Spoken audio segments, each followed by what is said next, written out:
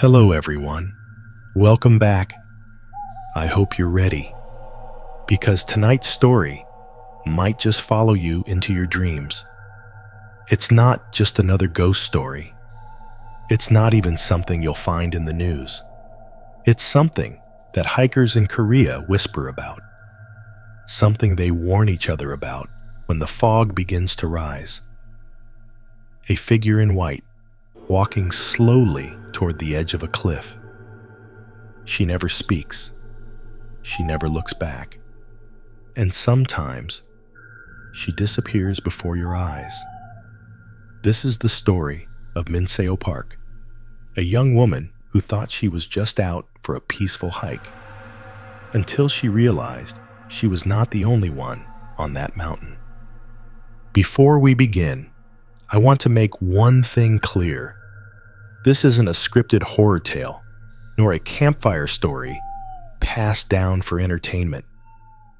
What you're about to hear is based on a real account, shared by a young woman from Seoul named Minseo Park. She wrote about her experience in an online hiking forum. At first, people thought it was just paranoia, but then others came forward too.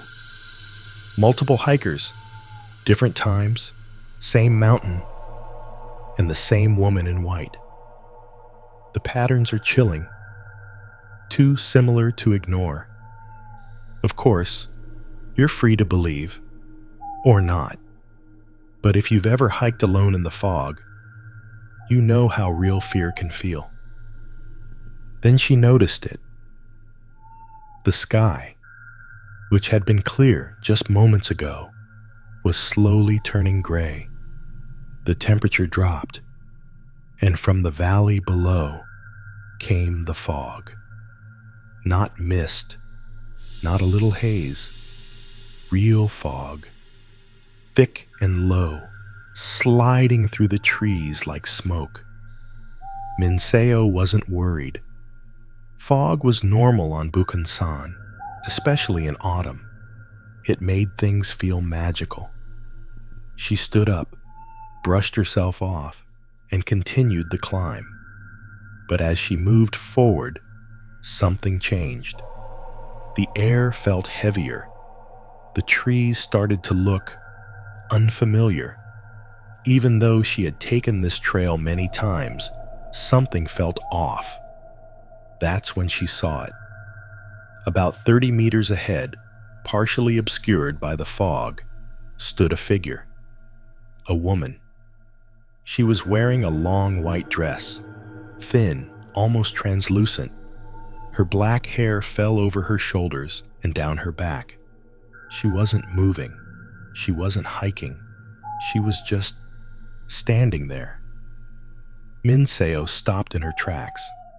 She blinked, trying to see more clearly. Maybe it was just another hiker. Maybe someone taking photos. But something didn't feel right. The woman didn't move, didn't look back, didn't acknowledge her presence at all. She was facing the cliffside, motionless, as if she was listening to something that Minseo couldn't hear. That's when the silence started to feel loud. And for the first time that day, Minseo felt truly alone. Minseo didn't move at first. She just stood there, unsure of what she was seeing. Her eyes tried to make sense of the figure in front of her. The long white dress, the stillness, the way the fog seemed to wrap around the woman like she belonged to it. She called out, softly at first. "Excuse me?" No response. "Are you okay?" Still nothing. The woman didn't even flinch. Minseo took a few cautious steps forward, not wanting to startle her, if she was real. But with each step, she felt something colder than the fog pressing against her skin. It wasn't wind. It wasn't temperature. It was a kind of weight. She stopped about 15 meters away. The woman still hadn't moved. Minseo could now see her more clearly. pale skin, thin arms, her hands hanging limp at her sides. No backpack, no hiking gear, just a white dress that looked completely out of place on a mountain trail. Then, something happened. The woman started walking, not toward Minseo, but slowly, silently, toward the edge of the cliff. There was no hesitation in her steps, no sound of shoes on gravel. It was like she was floating, like gravity had forgotten her. Minseo froze. Her instincts screamed. Something is wrong. Something is very wrong. She opened her mouth to call out again, maybe to stop her, but the words got stuck in her throat. The woman reached the edge, and without slowing down, she disappeared. Not fell, not jumped. She simply vanished, like she had walked into a wall of air that swallowed her whole. Minseo ran forward, heart pounding in her chest, lungs tight. When she reached the edge, there was nothing. No trace, no figure below, no sound of falling. Just trees, fog, and silence. She turned around in shock, hoping to see someone, anyone, behind her. But the trail was empty. That's when she felt it. A pressure. Not on her body, but around her. Like the air itself had thickened, like the forest had inhaled and was waiting to exhale. Suddenly, the fog grew denser, surrounding her on all sides. Visibility dropped to just a few feet. And then, footsteps. Soft, slow, behind her. Crunch, crunch, crunch. Minseo spun around. No one. The sound stopped. She didn't wait. She turned and started walking back down the trail, fast, then faster, then running. The forest, once peaceful, now felt unfamiliar and cold. Shadows moved where shadows shouldn't. Every rustle of leaves sounded like a whisper. Every step she took was answered by another behind her. It felt like she was being watched. It felt like she was being followed. She didn't stop until she reached the bottom of the trail, where other hikers and sounds of the city returned like a rush of safety. Shaking, breathless, she approached the nearest ranger and told him everything. And the ranger didn't look surprised. He listened calmly, then nodded once and said, "You saw her too." Minseo blinked. "Wait, what?" "She appears sometimes," he continued. "Always on foggy days, always alone, always by the cliff. But whenever we go up there to look, we find nothing." Minseo didn't sleep that night. She tried to tell herself it was just fog and exhaustion, that her brain made up a figure from stress and shadows, that her memory had stitched together something that wasn't really there. But deep down, she knew what she saw wasn't imagined. It wasn't just her mind. It was her, the woman in white. The next morning, Minseo couldn't stop replaying the moment the figure disappeared. Her eyes scanning again and again, trying to make sense of how a body could vanish into thin air. She kept questioning herself. Was there a ledge, a hidden path, a trick of the fog? But she had walked to that edge.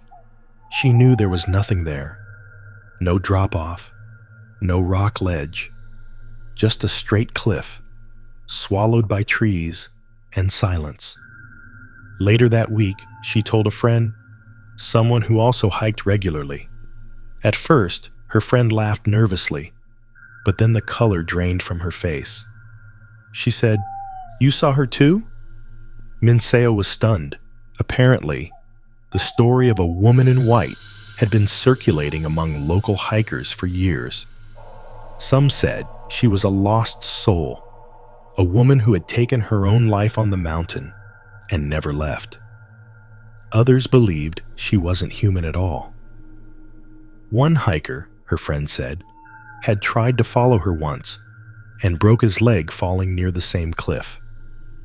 Another said he saw her vanish, just like Minseo had, and came down the mountain with a high fever, muttering in his sleep for days. Minseo began researching, not just blogs and forums, but old news archives. That's when she found it. A small article, buried deep in a 2006 local paper. A woman, early 30s, found dead at the base of a cliff on Mount Bukhansan. No foul play. No note. She had gone missing 3 days before she was found. And in the photo attached to the article, she was wearing white. After reading the article, Minseo sat in silence for a long time.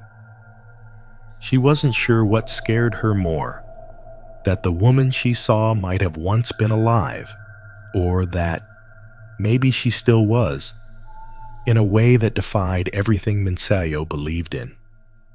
The fog, the disappearance, the cold pressure in the air, it all fit too perfectly. But what unsettled her the most came days later, when she started noticing small things around her apartment. At night, her hallway light would flicker. Not all the time, just once or twice, always around 2 or 3 a.m.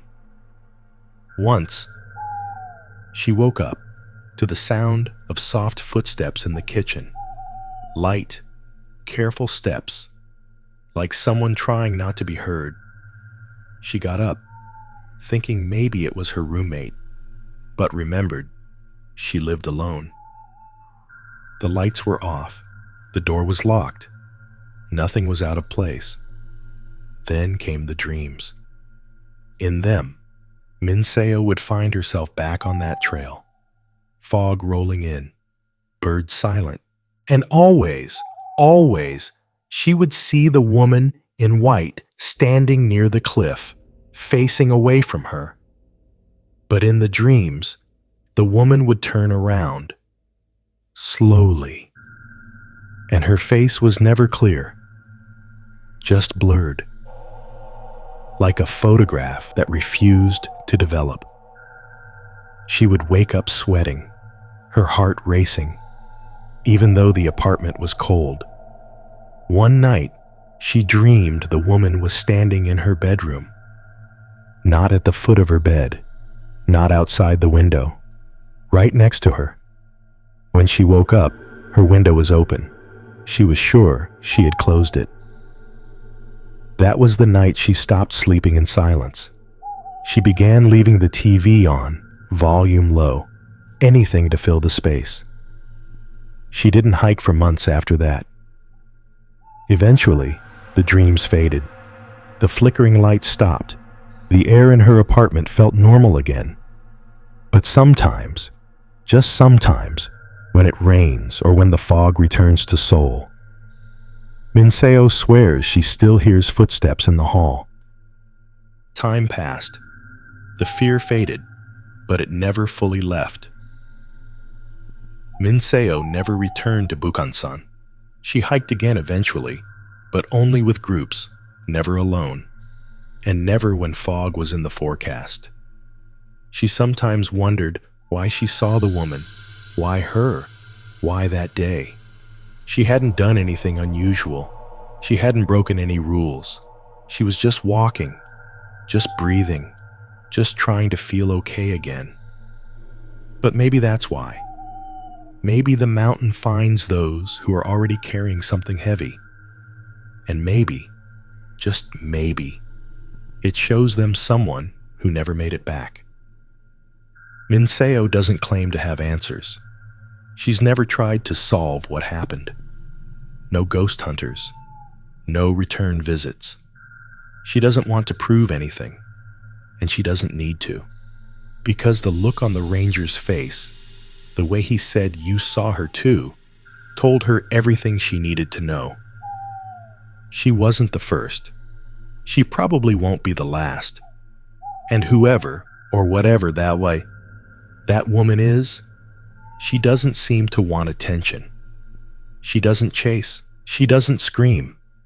She simply waits, by the edge, in the fog. There's a kind of sorrow in that, a quiet sadness that lingers long after the fear is gone. Even now, years later, when Minseo walks alone through the city on a cold, foggy night and hears the soft echo of her own footsteps, she sometimes slows down just to make sure they really belong to her. So, what do you believe?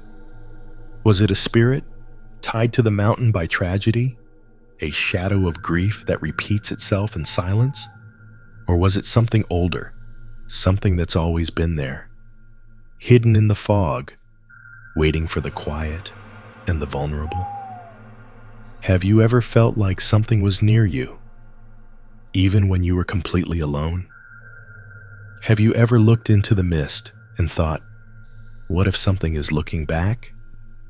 We often think of hauntings as loud, dramatic, terrifying, but maybe the ones that stay with us the longest are the quiet ones, the ones that never screamed, the ones that just watched, the ones we almost forget until a certain kind of fog rolls in again and we remember.